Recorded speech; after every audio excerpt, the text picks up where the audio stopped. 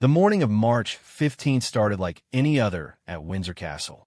King Charles sat in his private study, reviewing the day's schedule with his private secretary, when the familiar sound of the Morning Post being delivered echoed through the corridors. He had grown accustomed to the routine over the past 3 days since Kate's disappearance had sent shockwaves through the royal family and the entire nation. Catherine, Princess of Wales, had vanished without a trace on March 12th while visiting a local charity in London. The last anyone had seen of her was when she left the children's hospital at 4:30 in the afternoon, telling her security detail she needed a moment alone to gather her thoughts in a hospital garden. When they went to check on her 15 minutes later, she was gone. Her car was still in the parking lot, her purse left behind on the passenger seat, and her phone abandoned on a bench near the rose bushes. The entire Royal Protection Unit had been mobilized immediately. Police forces across the country were searching. The media was in a frenzy, though the palace had managed to keep the full details private for now, releasing only a statement that the princess was temporarily unavailable for public engagements due to personal matters. Charles had barely slept since that terrible phone call from William. His son's voice had been breaking as he explained that Kate simply wasn't where she was supposed to be. The king had watched William struggle through those first awful hours, calling hospitals, checking with friends, desperately hoping for some rational explanation. But as the hours turned into days, the reality had settled in like a heavy fog over the entire family. The king's thoughts were interrupted by a gentle knock on the door. His private secretary, James Morrison, entered with the day's correspondence, but something in his expression suggested this wasn't routine business. "Your Majesty," James began carefully, "there's something rather unusual in today's post. A letter addressed to you personally, with no return address, but the handwriting appears to be—" He paused, clearly uncomfortable. "Well, sir, it appears to be the Princess of Wales's handwriting." Charles felt his heart stop for a moment. He set down his reading glasses and looked at the cream-colored envelope James held. Even from across the room, he could see the familiar, elegant script that had written thank-you notes for birthday gifts, Christmas cards to family members, and countless other pieces of correspondence over the years since Kate had joined their family. "When was this postmarked?" Charles asked, his voice steady despite the turmoil in his chest.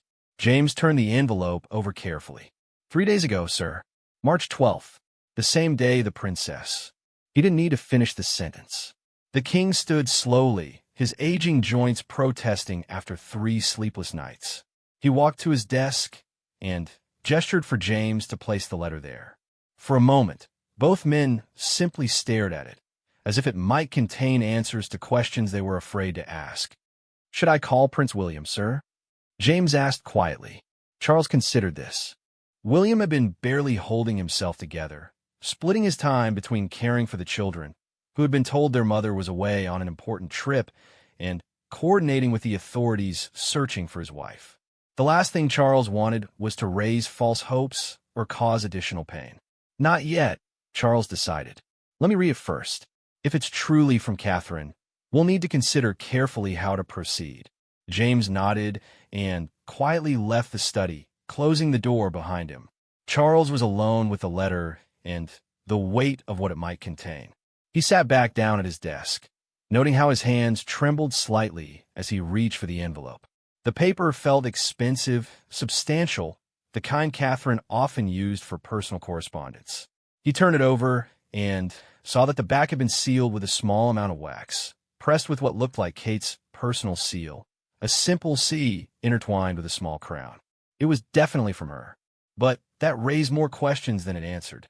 If she had time to write a letter, seal it properly, and arrange for it to be posted, then her disappearance wasn't sudden. It had been planned. Charles carefully broke the seal and unfolded the letter. It was written on matching cream paper in Kate's familiar blue ink.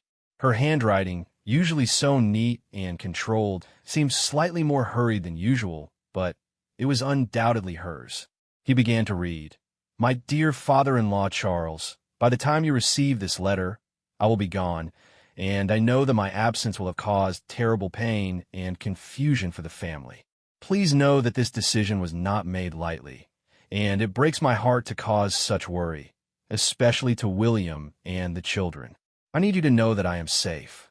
I'm not in danger, and I have not been taken against my will. What I have done by choice, though I understand it may seem incomprehensible to those who love me. The truth is that I've been struggling for many months with feelings and pressures that I could no longer bear. The constant scrutiny, the weight of expectation, the knowledge that every word, every gesture, every expression is analyzed and judged by millions of people has become overwhelming. I've tried to maintain the perfect image that everyone expects, but I've been dying inside, piece by piece. I know this sounds dramatic and perhaps selfish, but I have reached a point where I felt I could no longer be the person everyone needed me to be while still remaining true to who I actually am. The Catherine that the public sees, that the family needs, and that even William married has become a performance that I can no longer maintain without losing myself entirely. Charles paused in his reading, feeling a deep sadness settle in his chest. He had seen glimpses of Kate's struggles over the years, moments when her smile seemed forced or when she appeared overwhelmed by the attention, but he had assumed these were normal adjustments to royal life. Everyone struggled with the pressure initially. He had himself, as had Diana, as had Camilla, but perhaps he had been too quick to assume Kate would adapt as others had. He continued reading. I want to be clear that this has nothing to do with William. He is a wonderful husband and father, and he has done everything he could to support me through this difficult time. But even his love and understanding could not fix what was broken inside me. I could see that my struggle was beginning to affect him as well, and I could not bear the thought of dragging him down with me. The children are my heart, and leaving them is the most painful decision I have ever made. But I know they are in good hands with William and with all of you. I hope that someday they will understand that I left not because I didn't love them enough to stay, but because I loved them too much to let them see me continue to deteriorate. I need time to find myself again, to remember who Catherine Elizabeth Middleton was before she became the Princess of Wales. I need to discover if it's possible to be both that person and the person the monarchy needs, or if I must choose between them. I'm not abandoning my duties permanently. I am taking a leave of absence, though I cannot say how long it will be. During this time, I will not be in contact with anyone from the family, as I need complete separation to gain the perspective I require. I know this will be difficult for everyone, especially William, but it is the only way I can see to move forward. Please tell William that I love him deeply, and that this decision is about my own limitations, not about anything he has done or failed to do. Tell the children that Mummy loves them more than all the stars in the sky, and that she will return to them when she is well enough to be the mother they deserve. I am trusting you with this letter because I believe you, more than anyone else, understand the burden of duty and the cost it can exact on a person's soul. You have navigated these waters longer than anyone, and I hope you can help the family understand that sometimes stepping back is the only way to find the strength to step forward again. Please do not try to find me. The authorities will do what they feel they must, but I ask you to call off any private search efforts. I will make contact when I am ready, and not before.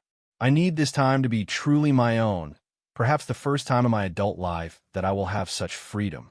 I know this letter raises more questions than it answers, and I know it will not ease the pain of my absence. But I hope it will provide some small comfort to know that I am safe, and that this decision, while painful, was made with love for all of you. With deep respect and affection, Catherine, Charles set the letter down with shaking hands. The study was completely quiet except for the ticking of the antique clock on the mantelpiece. Outside, he could hear the distant sounds of London traffic and the occasional call of the guards changing shifts. But inside his private space, the silence was deafening. He read the letter again, more slowly this time, trying to process every word, every implication. Kate was safe, but she was gone by choice. She was struggling with her role in a way that none of them had fully understood. And she was asking them to let her go, to trust her judgment, and to wait for her return without knowing when or if that might happen. The king stood and walked to the window, looking out at the gardens where Kate had often played with George, Charlotte, and Louis during family visits. He remembered watching her chase Louis around the flower beds just a few weeks ago, laughing as the little boy toddled ahead of her on unsteady legs. She had seemed happy in that moment, genuinely joyful. But perhaps those moments of genuine happiness had become rarer than any of them realized. Charles thought about his own struggles with royal duty, the years when he felt trapped by expectations and protocol. He remembered the isolation, the sense that he could never be truly himself, the weight of knowing that millions of people were watching and judging his every move. He had been born into this life and had decades to adjust, and even he had found it overwhelming at times. Kate had been thrust into it as an adult with no preparation and had been expected to perform flawlessly from the beginning. He also thought about Diana, and the parallels were impossible to ignore. Diana had also struggled with the pressures of royal life, though she had expressed her distress differently. She had sought attention, publicity, ways to tell her story to the world. Kate was doing the opposite, seeking privacy, solitude, time away from the public eye. But the underlying struggle with the demands of royal life was remarkably similar. The question now was what to do with this information.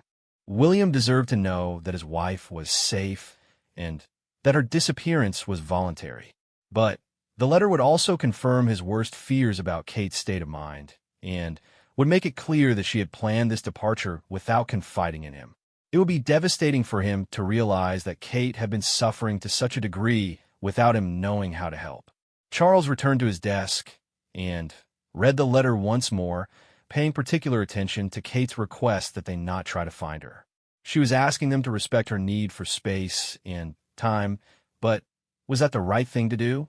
Could they really just accept that she was safe somewhere and wait indefinitely for her to decide to come home?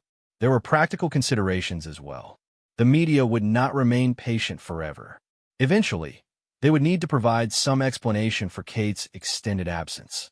The children would need more substantial answers than the vague explanations they had been given so far. And William's mental state was a growing concern. He was barely functioning, running on adrenaline and denial. Charles picked up his phone to call his private secretary back into the room. There were decisions to be made, and they needed to be made carefully. This letter changed everything, but it also created new dilemmas that had no clear solutions. As he waited for James to return, Charles looked at the letter one final time. Kate's words echoed in his mind. "I am trusting you with this letter because I believe you, more than anyone else, understand the burden of duty and the cost it can exact on a person's soul." She was right. He did understand. And that understanding made this situation even more heartbreaking because he knew she wasn't being dramatic or selfish. The pressure of royal life could indeed exact a terrible cost. And sometimes the strongest people were the ones who recognized when they needed to step back to preserve their sanity and their souls. The question was whether the institution of the monarchy could survive such honesty, and whether Kate would ultimately find her way back to them, or if this departure would mark the beginning of the end of her life as a royal. Either way, Charles knew that nothing would ever be quite the same again. James Morrison returned to the study within minutes, his expression expectant but cautious. Charles had made his decision during those few moments alone with Kate's letter. He would tell William immediately, but he would also respect Kate's wishes about not actively searching for her. It was a delicate balance between family loyalty and respecting her autonomy. "James, I need you to call Prince William immediately. Ask him to come here as soon as possible, but don't tell him why over the phone. Also, please contact Detective Inspector Harrison from the Metropolitan Police and ask him to come as well. They both need to hear this together." "Of course, sir. Should I mention this is regarding the princess?" Charles considered. "Just tell him it's urgent family business. Nothing more." As James made the calls, Charles carefully folded Kate's letter and placed it in a secure drawer of his desk. He would share its contents, but the physical letter felt too personal, too vulnerable to be passed around. He would read it aloud when both William and the detective arrived. While waiting, Charles found himself thinking about Kate's early days in the royal family. He remembered her first official engagement, how nervous she had been, how she had asked him privately if he thought she would ever feel natural in the role. He had assured her that it would come with time, that everyone felt overwhelmed initially. But had he been wrong? Had he failed to recognize signs that she was struggling more than others had? The king recalled a conversation he'd had with Kate just 6 months ago, during the Christmas holidays at Sandringham. They had been walking alone in the gardens after breakfast while the children played inside with their cousins. Kate had seemed unusually quiet, and when he had asked if everything was all right, she had paused for a long time before answering. "Sometimes I feel like I'm living someone else's life," she had said finally. "Like the real me is watching from somewhere outside, seeing this woman who looks like me going through the motions of being a princess, but it doesn't feel authentic anymore." At the time, Charles had attributed this to the post-holiday blues and the pressure of returning to royal duties after the relaxation of the Christmas break. He had offered some general words of encouragement about how everyone in the family struggled with the balance between public and private life. But, looking back now, he wondered if Kate had been trying to tell him something more serious, and he had missed the significance of her words. 45 minutes later, William arrived at Windsor Castle, looking haggard and exhausted. He had lost weight over the past 3 days, and his usually impeccable appearance was disheveled. His hair was unkempt, his shirt wrinkled, and there were dark circles under his eyes that spoke of sleepless nights and constant worry. "Father, please tell me you have news," William said as soon as he entered the study. "The children are asking more questions, and I don't know how much longer I can keep telling them that Mummy is just away for work. Lewis asked me this morning why Mummy didn't say goodbye if she was going on a trip, and I had no answer." Charles embraced his son, feeling the tension in William's shoulders and the way he seemed to be holding himself together through sheer willpower. "I do have news, and some of it will bring relief, but other parts will be difficult to hear. Let's wait for Detective Inspector Harrison to arrive, and then I'll explain everything." Detective Inspector Michael Harrison arrived 20 minutes later. He was a career officer with the Metropolitan Police, specifically assigned to royal protection matters. He had been coordinating the search for Kate since her disappearance was reported, and the strain of the high-profile case was evident in his serious demeanor. "Your Majesty, Prince William," he nodded to both men as he entered the study. "I hope this meeting means we have some development in the case." Charles gestured for both men to sit in the comfortable chairs arranged near his desk. He remained standing, feeling the weight of what he was about to share. The letter seemed to burn in the drawer where he had placed it, containing answers that would change everything for all of them. "Gentlemen, this morning I received a letter that was postmarked 3 days ago, on the day Catherine disappeared. The letter is definitely from her, written in her hand, sealed with her personal seal. I'm going to read it to you in its entirety, but I want to prepare you that its contents will be both a relief and a source of new concerns." William sat forward in his chair, his hands gripping the armrests. "She's alive? She's safe?" "Yes. According to the letter, she is both alive and safe. But, William, she's also gone by choice. This wasn't an abduction or an accident. She planned her departure." The words hit William like a physical blow. Charles watched his son's face cycle through disbelief, confusion, and then a deep, crushing sadness.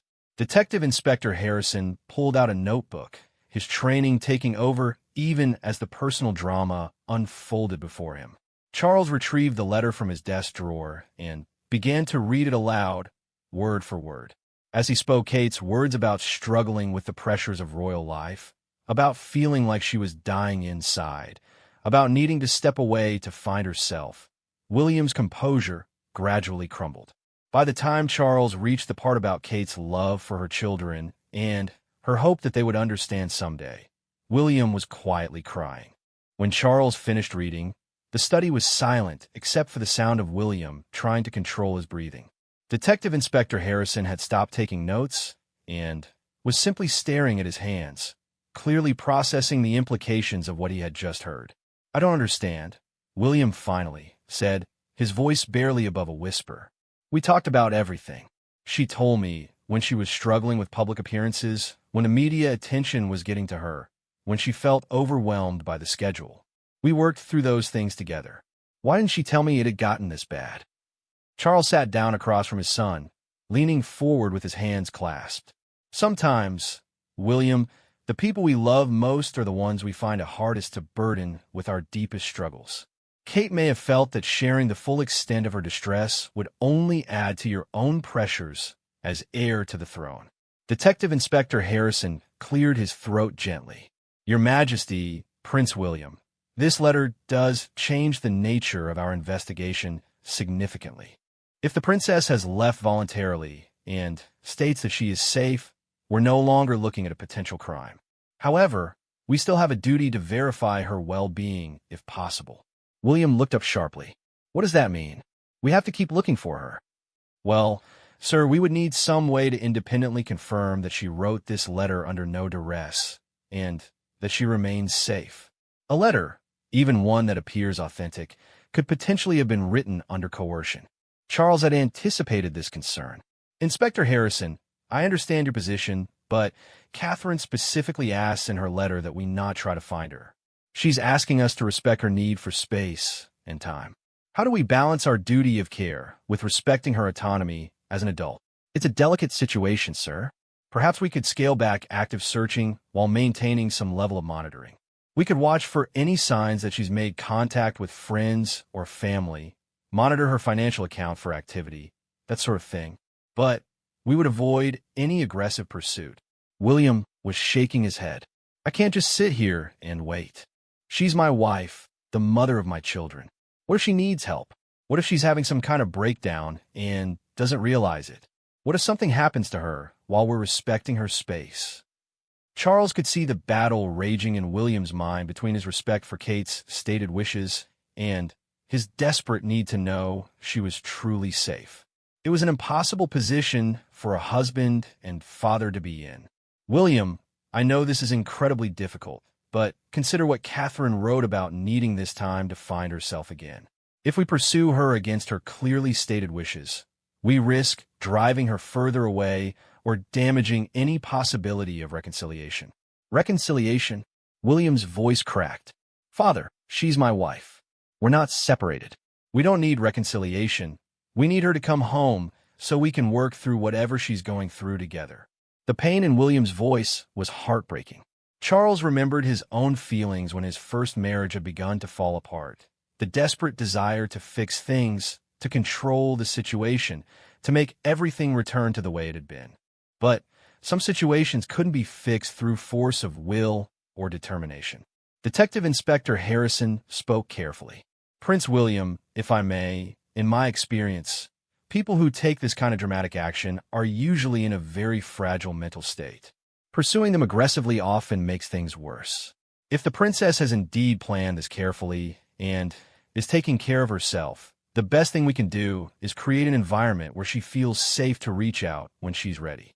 William stood up abruptly and walked to the window, his back to both men. The children asked me last night when Mummy was coming home. George is starting to suspect something is wrong because she hasn't called, and Charlotte has been having nightmares. How am I supposed to tell them that their mother has chosen to leave them? You don't have to tell them that, Charles said gently. Kate specifically mentions in her letter that she loves them and will return when she's well enough to be the mother they deserve. We can tell them that Mummy is taking some time to rest and get better, which is essentially the truth. But what if she doesn't come back? William's voice was muffled as he spoke toward the window. What if this time away convinces her that she's better off without us, without this life? What if she decides that the cost of being in this family is too high? It was the question they were all thinking but hadn't wanted to voice. Charles felt the weight of generations of royal tradition, the assumption that duty and service came before personal happiness, the expectation that individuals would sacrifice their own needs for the institution. But was that expectation fair? Was it sustainable in the modern world? William, I think we have to trust that Kate knows herself and what she needs right now. The woman who wrote this letter doesn't sound like someone who has given up on her family or her role. She sounds like someone who is trying to find a way to continue in both while preserving her sanity and authenticity. Detective Inspector Harrison had been quietly thinking while father and son talked. Your Majesty, Prince William, I have a suggestion. What if we establish a middle ground? We scale back active searching, but set up a secure communication channel that the princess could use if she wanted to send another message or if she needed help. We could also brief a small, trusted team about the contents of this letter, so they know to handle any potential contact with extreme discretion. William turned back from the window. What kind of communication channel? We could set up a secure email account or a telephone number that only she would know about. We could have someone monitoring it 24 hours a day, someone who could respond if she reached out, but who wouldn't actively pursue her. It would give us peace of mind that she could contact us if needed while respecting her stated desire for space. Charles considered this proposal. It seemed like a reasonable compromise between respecting Kate's wishes and maintaining some level of connection. That sounds sensible. William, what do you think? William was quiet for a long time, clearly wrestling with the decision. Finally, he nodded slowly. Okay, but I want to know immediately if there's any contact. And I want regular briefings on any signs of her whereabouts, even if we're not actively searching. Of course, sir, Harrison agreed. And we'll continue monitoring her safety from a distance. If we have any reason to believe she's in danger, we would need to act regardless of her stated wishes. Charles felt some relief that they had found a path forward, but he knew this was just the beginning of what would likely be a long and difficult period for the entire family. The immediate crisis of not knowing whether Kate was safe had been resolved, but now they faced the harder challenge of waiting and wondering if she would ever choose to return. There's one more thing we need to discuss, Charles said. The media situation. We've managed to keep the details private so far, but that won't last indefinitely. We need to decide how much to share publicly and when. William rubbed his face with both hands. I can't think about the media right now. Can't we just say she's taking a leave of absence for health reasons? It's not really lying. We can certainly say that initially, Charles agreed. But we need to be prepared for more questions, especially if her absence extends for weeks or months. The public will want to know more details eventually. Detective Inspector Harrison gathered his notes. For now, I'll brief only my most trusted team members about the contents of this letter. We'll establish the communication protocol we discussed and begin monitoring from a distance rather than actively searching. I'll provide daily updates to Prince William on our activities. As the detective left, Charles and William found themselves alone with the weight of Kate's words and the uncertainty of what lay ahead. William slumped back into his chair, looking utterly exhausted. Father, I keep thinking about signs I might have missed. Times when she seemed distant or stressed, but I attributed it to normal pressures. What if I failed her? What if I was so focused on my own duties that I didn't see how much she was struggling? Charles moved to sit beside his son. William, Kate specifically said in her letter that this wasn't about anything you had done or failed to do. She said you were a wonderful husband and father. You can't blame yourself for not reading her mind or for not solving a problem you didn't fully understand. But I should have understood. We've been together for over a decade. We've been through so much together. How could I not know that she was feeling like she was dying inside? There was no easy answer to that question, and Charles knew that William would likely torment himself with it for a long time to come. The truth was that sometimes people became very skilled at hiding their deepest struggles, especially when they feared that sharing them would cause pain or concern for those they loved. The important thing now is that we know she's safe and that we respect her process while keeping the door open for her return. We have to trust that the love you've built together over the years will ultimately bring her home. William nodded, but Charles could see the doubt in his son's eyes. The next few weeks or months would test all of them in ways they had never imagined, and there were no guarantees about how the story would end. All they could do was wait, hope, and try to keep the family together while Kate found her way back to herself, and hopefully back to them. 3 weeks had passed since Kate's letter arrived, and the carefully constructed normalcy the royal family was trying to maintain was beginning to show cracks. William had returned to Kensington Palace to care for the children, but His attempts to keep their routine stable were becoming increasingly difficult as George, now 10 years old, asked more pointed questions about his mother's absence. Charles had established the secure communication channel, as Detective Inspector Harrison suggested, and a trusted aide monitored it around the clock. So far, there had been no contact from Kate. The financial monitoring showed no activity on her personal accounts, which suggested either that she had prepared very thoroughly for her departure or that she was being supported by someone else. The thought of Kate relying on strangers for help made the entire family uneasy. The media had begun to notice that Kate hadn't been seen publicly for nearly a month. The palace's official line that she was taking a temporary leave for personal reasons was holding for now, but royal correspondents were starting to ask more specific questions. Charles knew they would need a more detailed explanation soon, or speculation would begin to run wild. On this particular Thursday morning, Charles was in his study at Windsor Castle when James Morrison brought him an unexpected visitor. Pippa Middleton, Kate's younger sister, had arrived unannounced and was asking to speak with him privately. Charles hadn't seen Pippa since Kate's disappearance, and her presence now suggested that the Middleton family might have information they hadn't previously shared.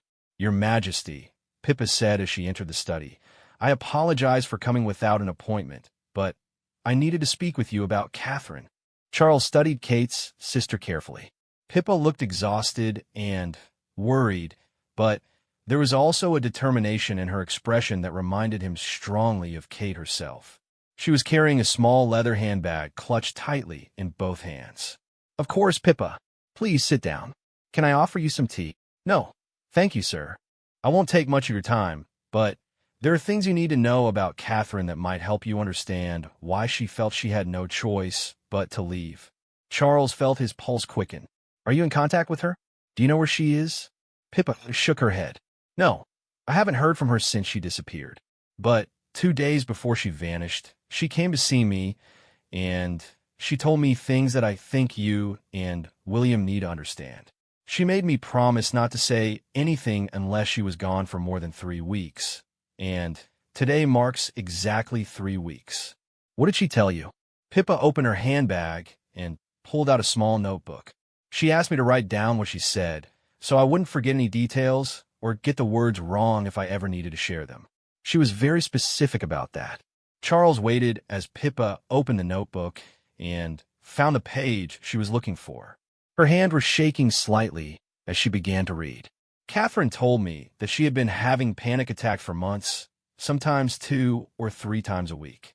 She said they usually happened right before public events, but lately they had been starting even when she was just getting dressed to go out in public. She described feeling like she couldn't breathe, like the walls were closing in, and like everyone was watching her and waiting for her to make a mistake." Charles felt a chill go through him. This was much more serious than anything Kate had indicated in her letter, which had focused more on general feelings of being overwhelmed rather than specific symptoms of anxiety or panic. Pippa continued reading. She said that she had been having trouble sleeping because she would lie awake at night thinking about all the ways she might fail the family or embarrass the monarchy. She told me she had started avoiding looking at newspapers or social media because every article about her, even positive ones, made her feel more pressure to be perfect. "Did she say anything about getting help? About speaking with a doctor or a counselor?" "That's the thing," Pippa said, looking up from her notebook.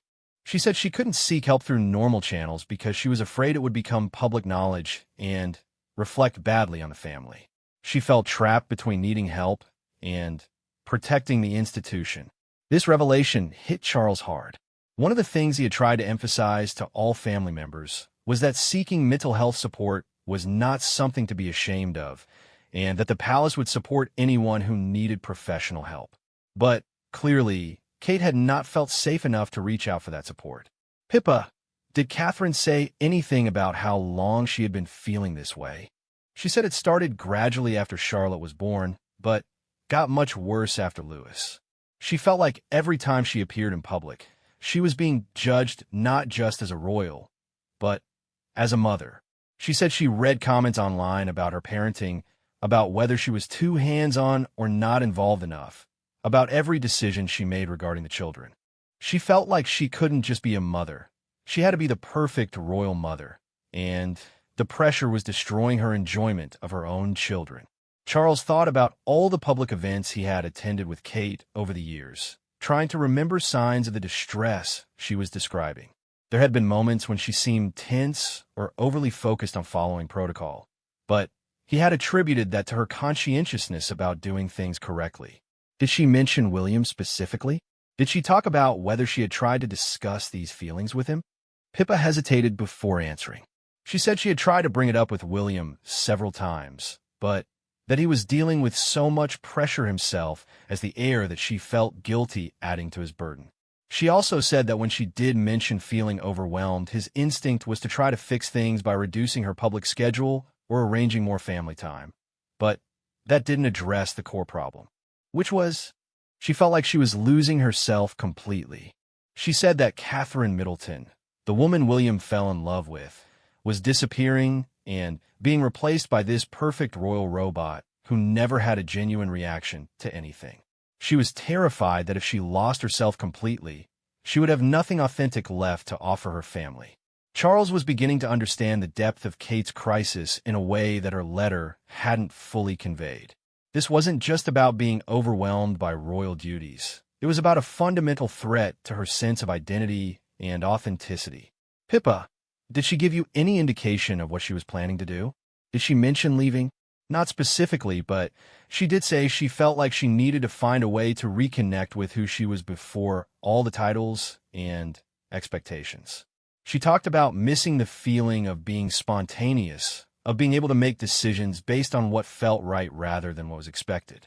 She said she sometimes fantasized about just disappearing for a while to remember what it felt like to be herself. At that moment, James Morrison knocked quietly on the door and entered. "Your Majesty, forgive the interruption, but Prince William has arrived." He said he received a call that Miss Middleton was here. Charles looked at Pippa, who nodded. "I think William should hear this too. It might help him understand that Catherine's decision wasn't a rejection of him or their marriage, but an attempt to save herself so she could return to them as a whole person." When William entered the study, he looked surprised to see Pippa, but also hopeful that her presence might mean news of Kate. The disappointment was visible on his face when Charles explained that Pippa hadn't heard from Kate, but had information about her state of mind before she disappeared. As Pippa repeated what she had shared with Charles, William's expression cycled through surprise, guilt, and deepening concern. When she finished, he sat quietly for several minutes, clearly processing the information. "I knew she was struggling," he finally said, "but I thought it was normal adjustment to royal life. Everyone goes through periods of finding it difficult. I had no idea she was having panic attacks or that she felt she couldn't seek help." "William," Pippa said gently, "Catherine wanted you to know that none of this is your fault. She specifically told me that you had been wonderful and supportive, but that this was something she needed to work through on her own. She said the problem wasn't with your marriage or your family, but with her ability to maintain her sense of self within the constraints of royal life. But if she had just talked to me about how serious it was getting, we could have found a solution. We could have taken a sabbatical, reduced her duties, gotten her professional help. There had to be alternatives to just disappearing."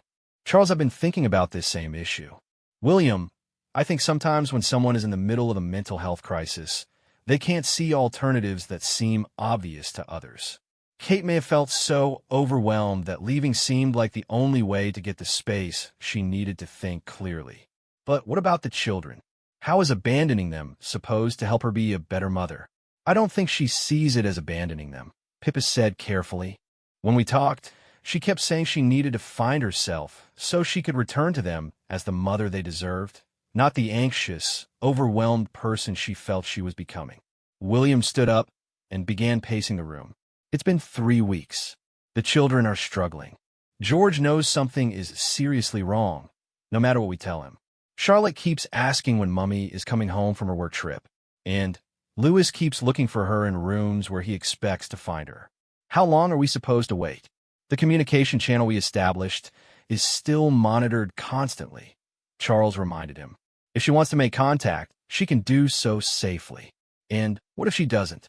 What if she decides this new life she's found is better than the one she had with us? It was the fear that haunted all of them, though none of them wanted to voice it. Pippa reached out and touched William's arm as he paced past her chair. "William, I know my sister. She loves you and those children more than anything in the world. But she also reached a point where she felt like she was drowning and couldn't find air. Sometimes people need to step completely away from a situation before they can figure out how to exist within it healthily. But 3 weeks, Pippa, 3 weeks with no word, no sign that she's even thinking about us. What if something has happened to her? What if she's not as safe as her letter claimed?" Charles had been wondering about this as well. Kate's letter had been posted 3 weeks ago, and there had been no signs of her since then. Detective Inspector Harrison's discreet monitoring had turned up nothing. It was possible that she was being very careful to stay hidden, but it was also possible that something had gone wrong. "I think," Charles said carefully, "that we need to start considering what our next steps should be if we don't hear from Catherine soon. We can't maintain the current situation indefinitely." "What do you mean?" William asked. "The media situation is becoming unsustainable. We're getting daily inquiries about when Catherine will return to public duties. The children need more stability than we can provide without knowing when or if their mother will return. And, frankly, we need to consider the possibility that Catherine might need more help than she can arrange for herself." William stopped pacing and looked at his father. "Are you suggesting we ignore her request to leave her alone?" "I'm suggesting we might need to take a more active approach to finding her if we don't hear something soon. Not to drag her back against her will, but to ensure she has access to professional support and knows that we're committed to finding solutions that work for everyone." Pippa looked concerned. "But if you pursue her after she specifically asked to be left alone, you might push her further away. And if we don't," Williams said with frustration, "we might lose her entirely. At least if we find her, we know she's safe, and we could try to convince her to let us help." Charles could see both sides of this dilemma, and there were no easy answers. Kate had asked for space and time, but how much was reasonable? At what point did concern for her safety and the needs of her family outweigh respecting her autonomy? "Let me suggest a compromise," Charles said. "We give it 1 more week. If we haven't heard from Catherine by then, we have Detective Inspector Harrison begin a more active search, but with the specific goal of making contact rather than bringing her back against her will. We need to at least verify that she's still safe and has access to resources if she needs them." William considered this. "And what about the children? What do we tell them if another week passes with no word?" "We'll need to start having more honest conversations with them, age-appropriately. George especially is old enough to understand that sometimes people need time to work through difficult feelings, even if it means being away from the people they love." Pippa nodded slowly. Catherine would want the children to know that her absence doesn't mean she loves them any less. Maybe it's time to start helping them understand that sometimes taking care of yourself is the most loving thing you can do for your family. As their meeting concluded, Charles felt the weight of the decisions ahead. 1 more week of waiting, and then they would have to take action, regardless of Kate's stated wishes. He hoped that she would reach out before then, but he was beginning to understand that the woman who had written that letter 3 weeks ago was in a deeper crisis than any of them had initially realized. The question was whether the help she was seeking on her own would be enough, or whether she would ultimately need the support of the family she had temporarily left behind. Either way, Charles knew that the next week would be crucial in determining the future of not just Kate and William's marriage, but the stability of the entire royal family.